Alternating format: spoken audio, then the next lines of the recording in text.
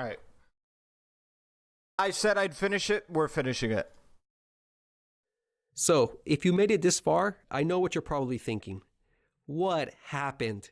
How did the Japanese lose so badly? This is the Battle of Midway Part 3.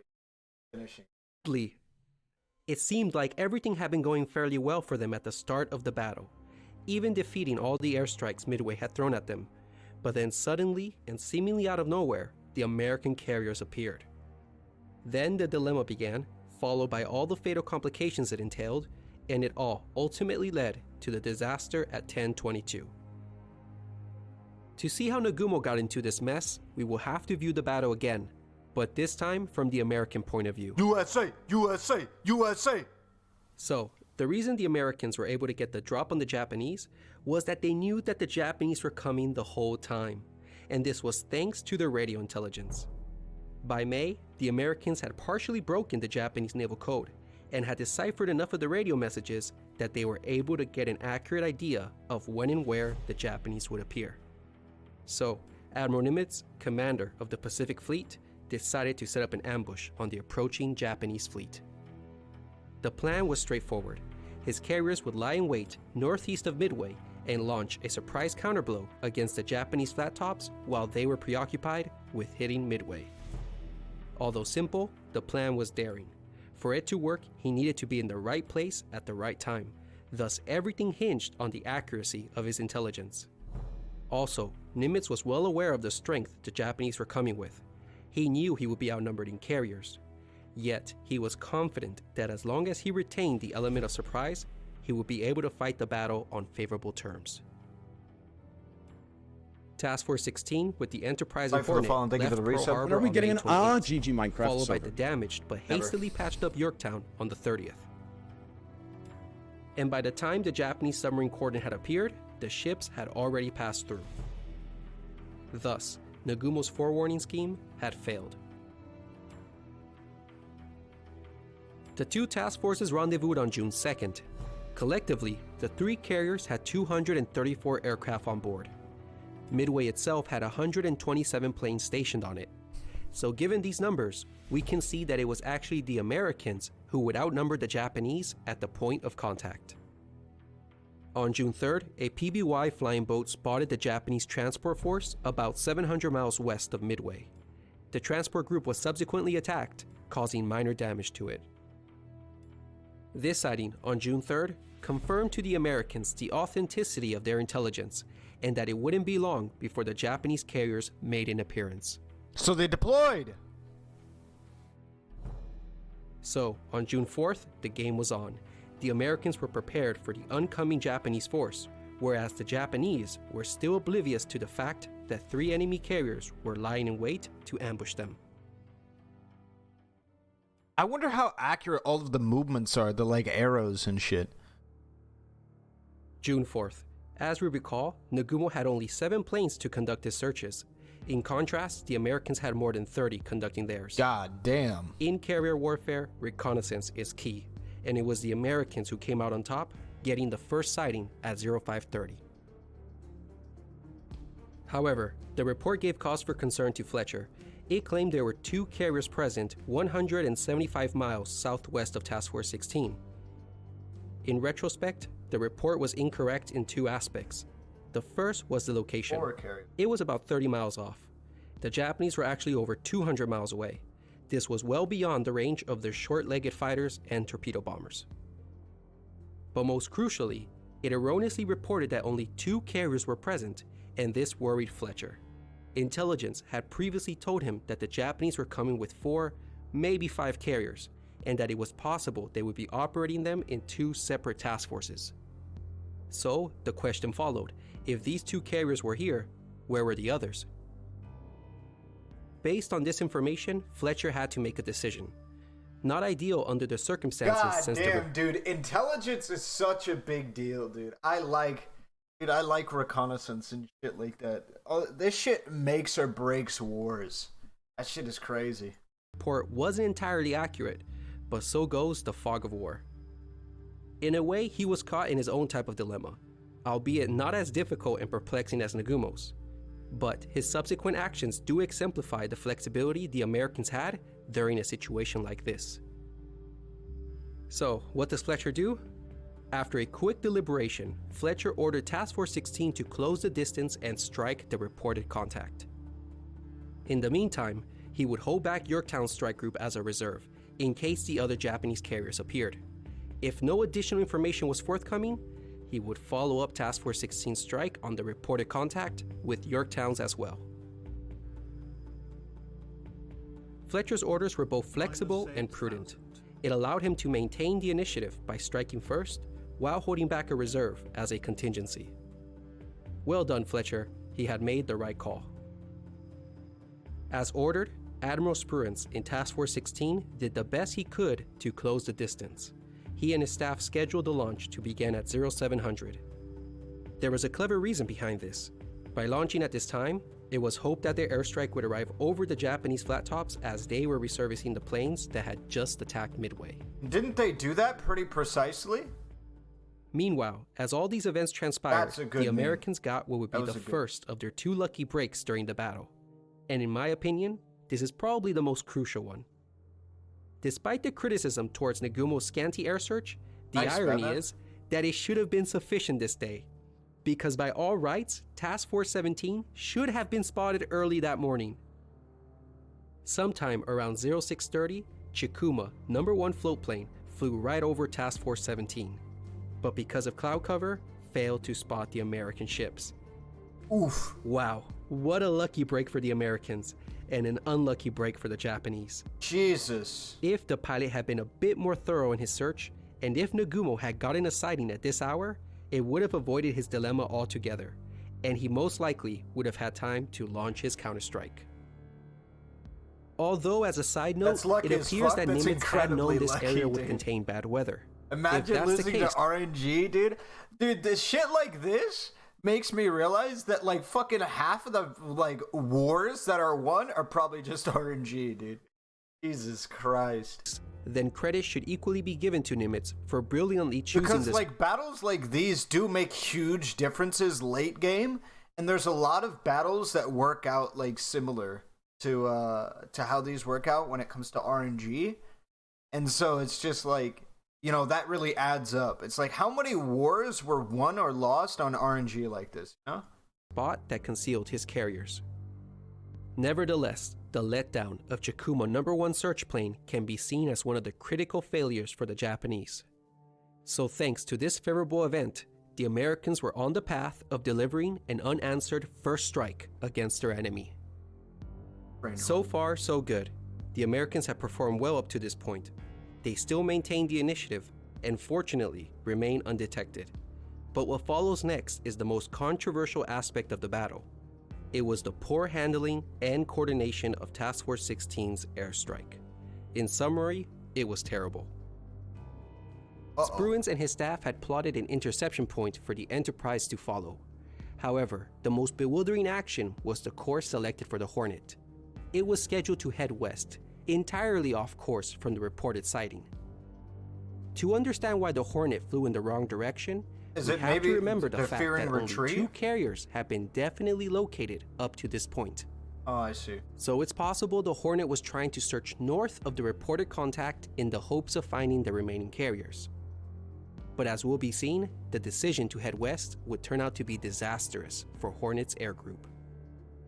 Wait, but that doesn't necessarily mean it was a bad strategy, no?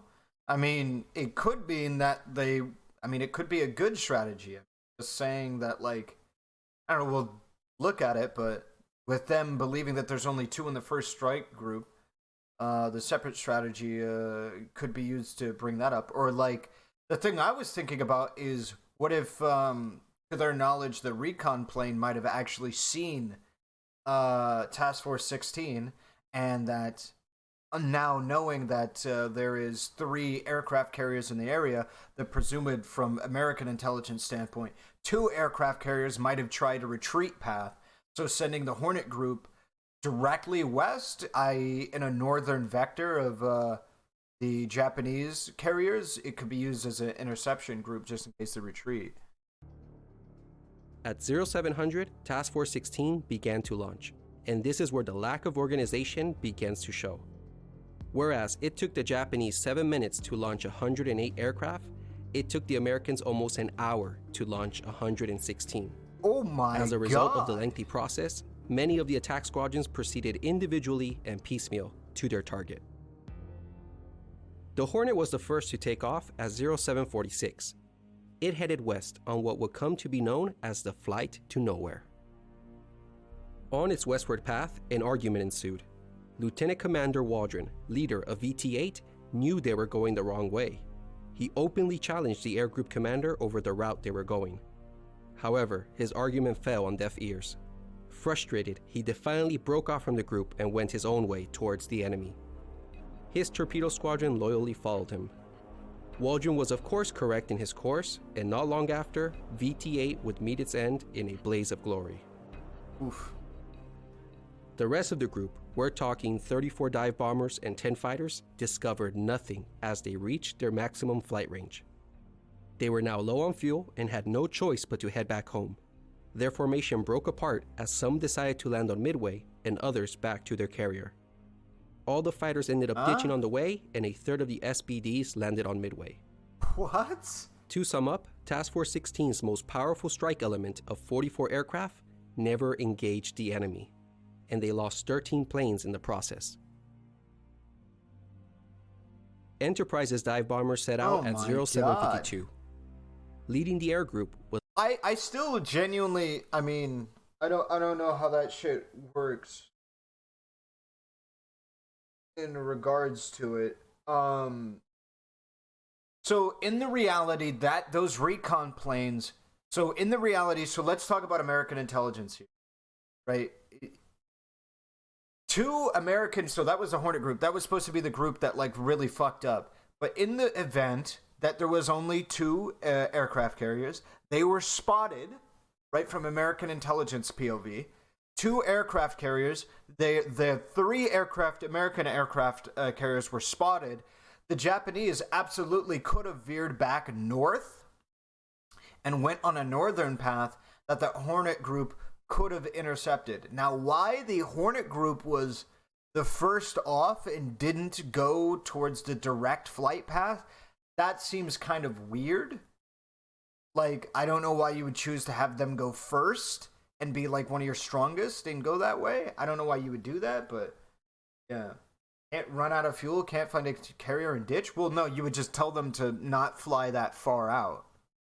Right? That's what you would tell them to do, right? Don't fly out that far would be the most realistic thing. It seemed like there was a lot of lacking of coordination on the pilot side, not so much the strategy itself. Lieutenant Commander Clarence Wade McCluskey Jr. Due to some confusion during takeoff, McCluskey ended up having no fighter escort. What? The torpedo bombers were late in taking off and were trailing behind. But as a result, they spotted the Japanese carriers on the horizon and turned towards the enemy. VT-6 would attack unsuccessfully and suffer heavy losses for their effort. Meanwhile, the dive bombers had carried on. They reached the interception point where the Japanese were expected to be, but found nothing. At this critical juncture, McCluskey made one of the most important decisions of the battle. A logical assumption would have been that the Japanese carriers had passed the interception point and were now between Midway and himself. But as McCluskey intuitively suspected, Midway's attacks had delayed Nagumo and had probably forced him to change course. Following his gut instinct, McCluskey headed north, a most fortunate decision for the Americans. He headed north. Wait, why did it go to 30? Did they ditch? Fortunate decision for the Americans. On the way, McCluskey and his men began to run low on fuel, and they were on the verge of giving up and returning home, when lo and behold, they spotted the Arashi. The destroyer had been detached earlier that morning to hunt for the submarine USS Nautilus. Well, now it was dashing north at 30 plus knots, trying to catch up with the Kido Butai. And McCluskey figured, hey, this guy must be going somewhere important. So he tagged behind the destroyer, and it promptly led him to the Japanese fleet. God, what a For the Americans, weird God series bless of McCluskey. But before we get to the attack, we're gonna pause here for a bit.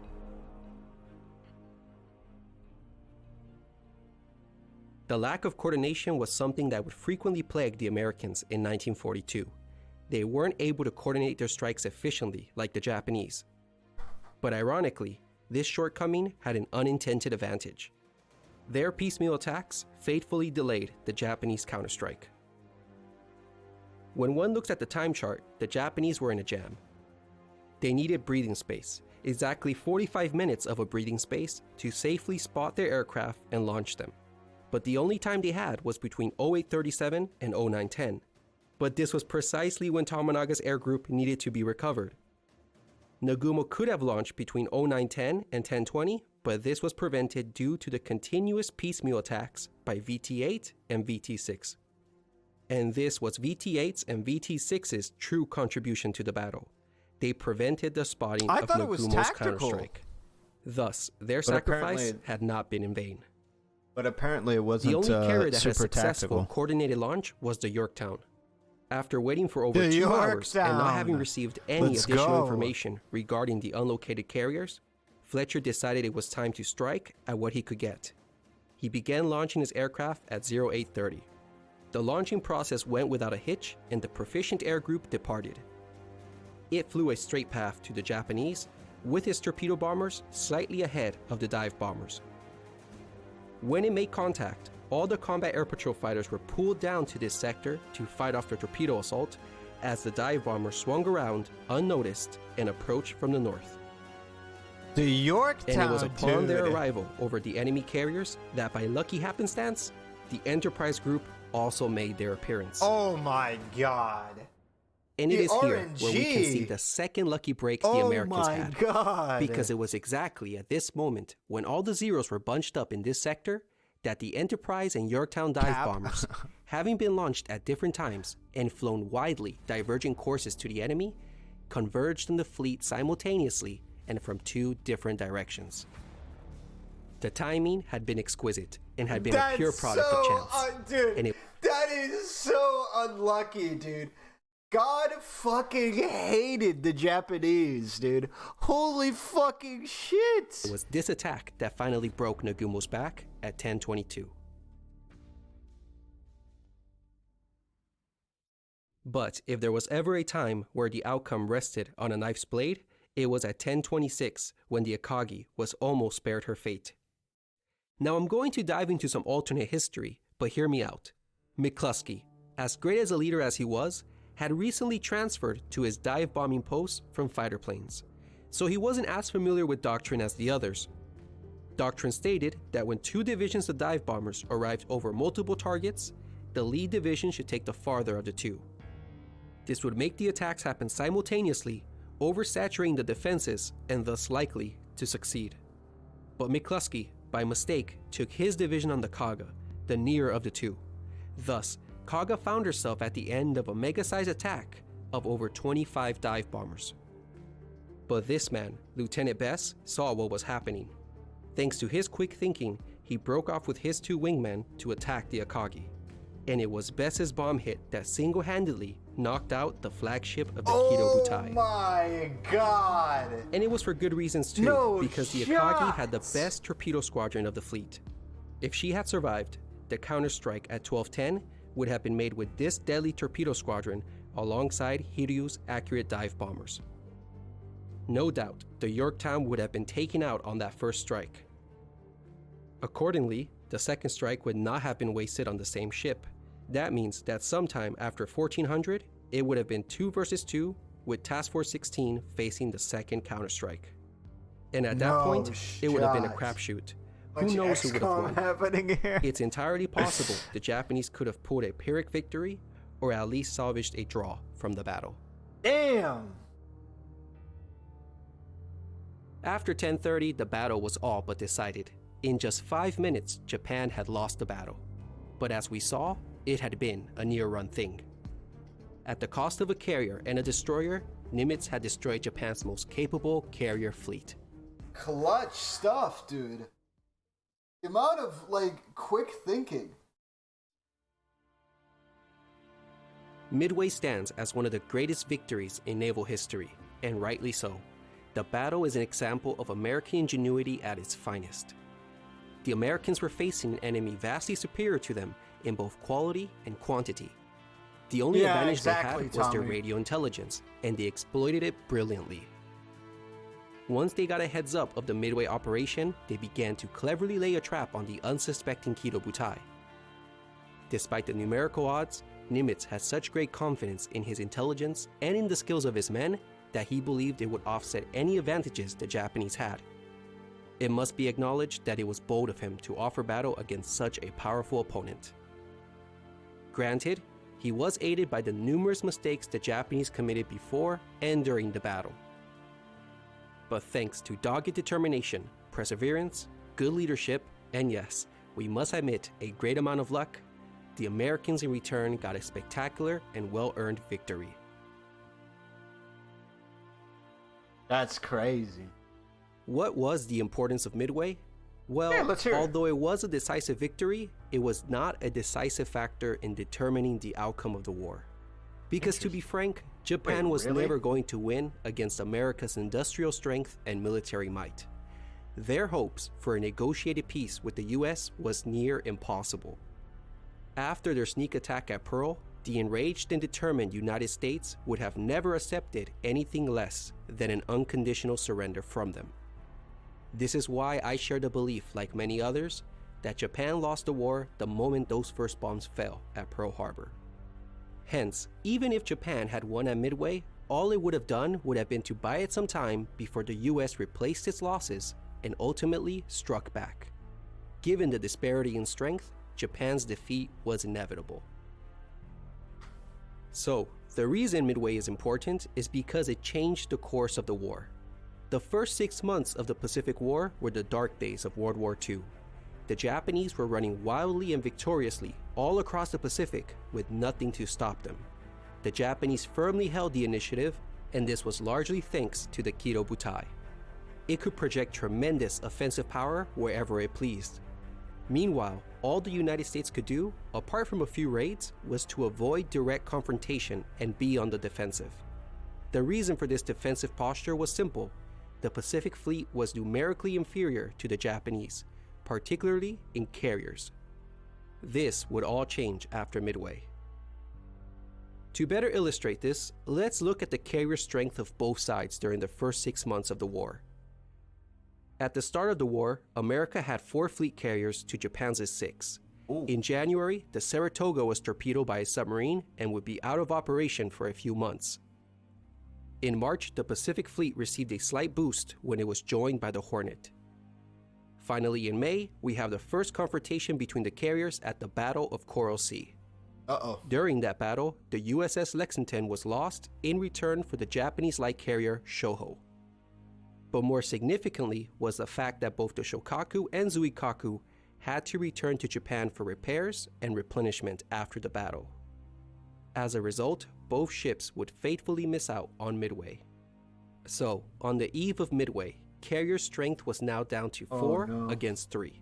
The Japanese still have a slight edge in numbers, but not for long, because then we have the climactic Battle of Midway, and ouch.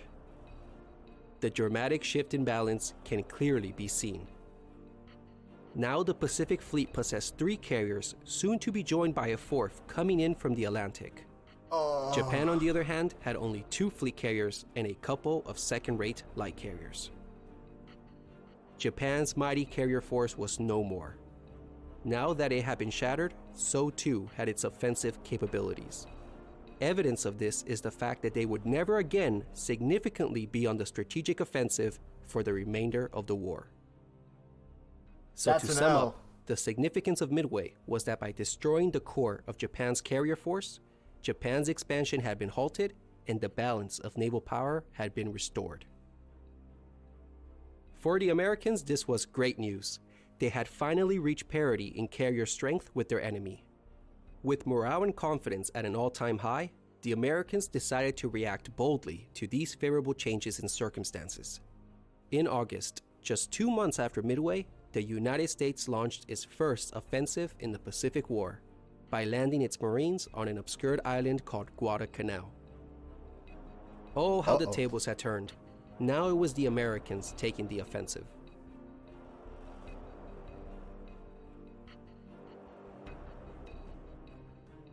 Well, shit. That's an L, dude. That's just an L. That was cool, though. I enjoyed that.